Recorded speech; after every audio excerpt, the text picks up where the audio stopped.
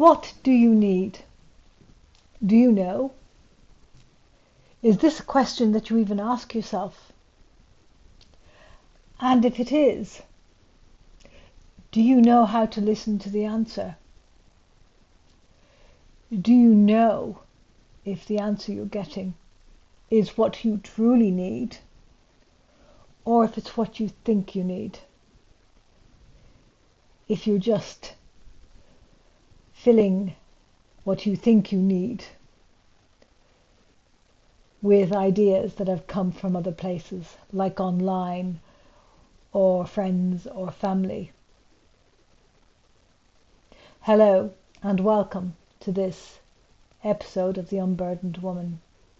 I am closing out season 3 and I'm going back today to the roots of this, the anxiety, the stress, the worry, the unhappiness that we women of midlife can feel. And it all comes down, or not all, a lot of it comes down to us not knowing what we need and not knowing how to fulfill our own needs, because for so long we have squashed our needs down. We have put everyone else before ourselves because that's what we've been taught to do.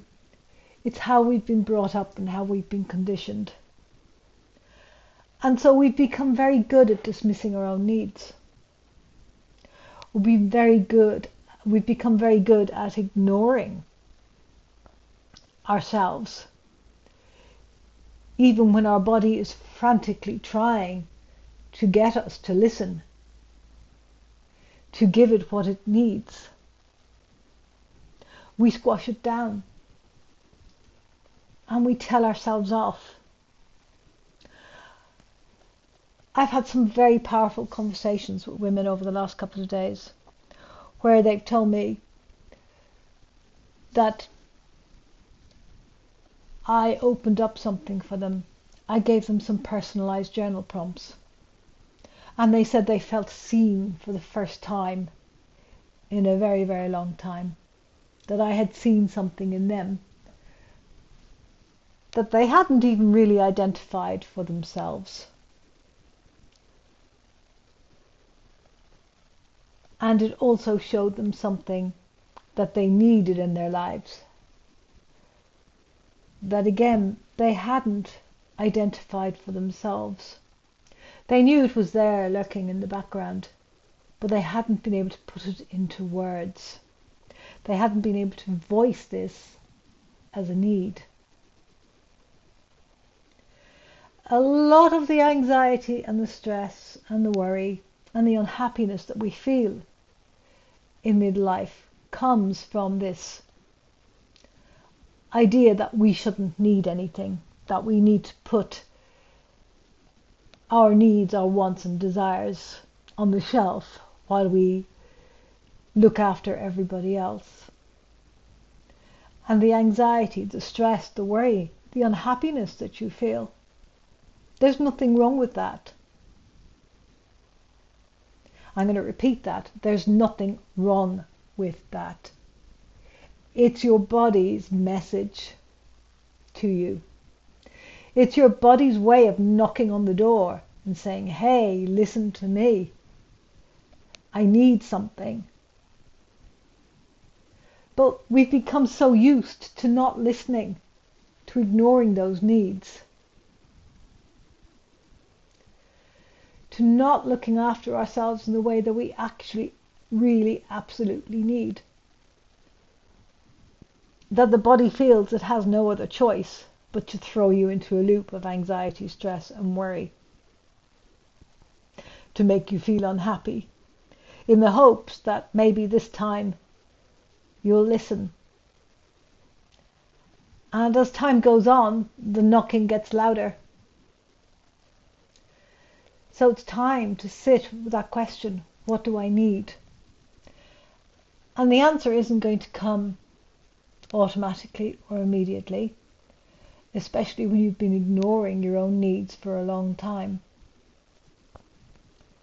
So you can ask yourself the question in the morning, sit quietly for a few minutes, put your hand on your abdomen, one on your heart, and ask, what do I need right now?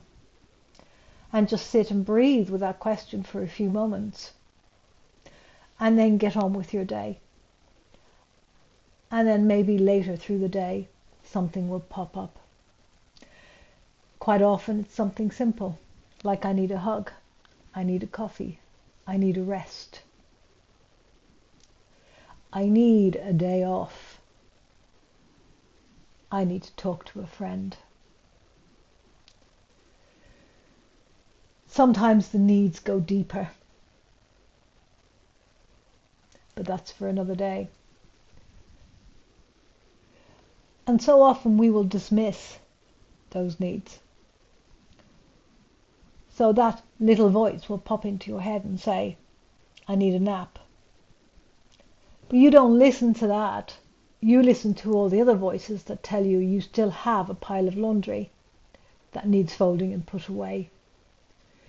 You still got to wash in the machine. There's dishes to wash, dinner to cook, and you promised so-and-so you'd pick her up from the station.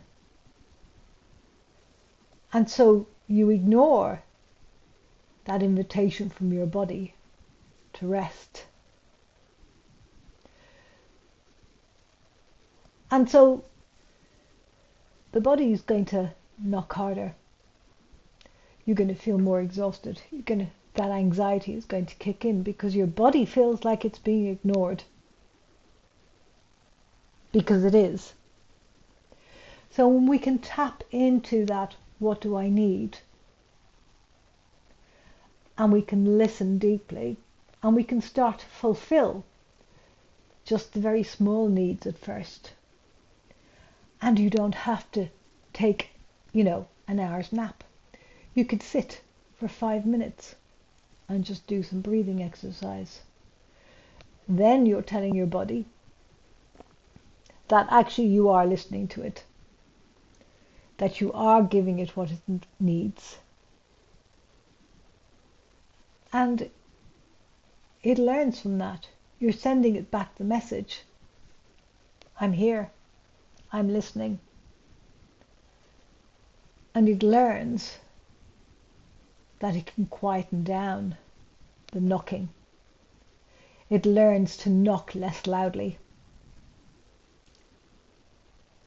Because the voice isn't always loud. The voice that tells you what you need.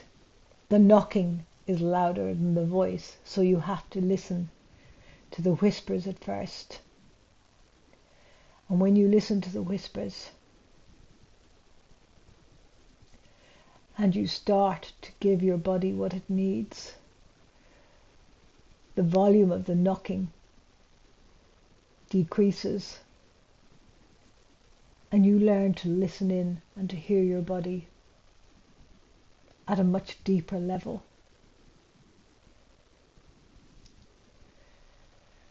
So for today and tomorrow and the day after, just sit with that question and notice what comes up. Also notice if nothing comes up.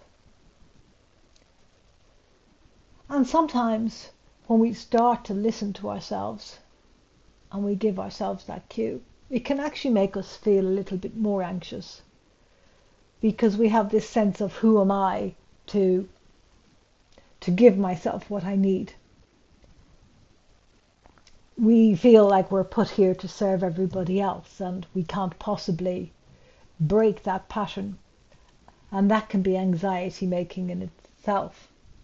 So the other question I want you to sit with when that anxiety rises is to not berate yourself about the anxiety, not tell yourself you shouldn't feel it, not question why the anxiety is there, but to actually sit with the anxiety, say, I feel anxious. Acknowledge it. Acknowledge the anxiety. Allow it to be there.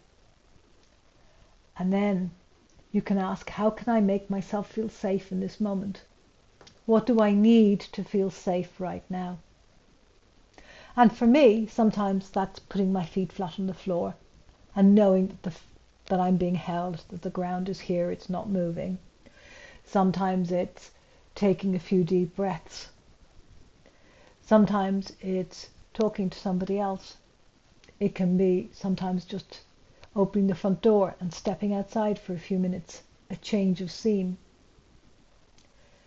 But I'm not brushing the anxiety away. I'm not dismissing it. I'm not questioning it either. I'm allowing it. I'm accepting it. I'm feeling it. And I'm allowing myself to feel safe with that feeling. So as we close out season 3 of this podcast, I want you to take those 2 questions forward with you. What do I need right now? And when the anxiety arises around that, identifying and owning your needs and acting upon them, how can I make myself feel safe right now? And then I would love it if you came back to me and told me how that felt for you. What changed? How can you use these questions to help yourself? And I will see you in season 4, when I hope to have some guests for you. And if you would love to come on and share your story, please message me, because I would love to hear from you. Thank you.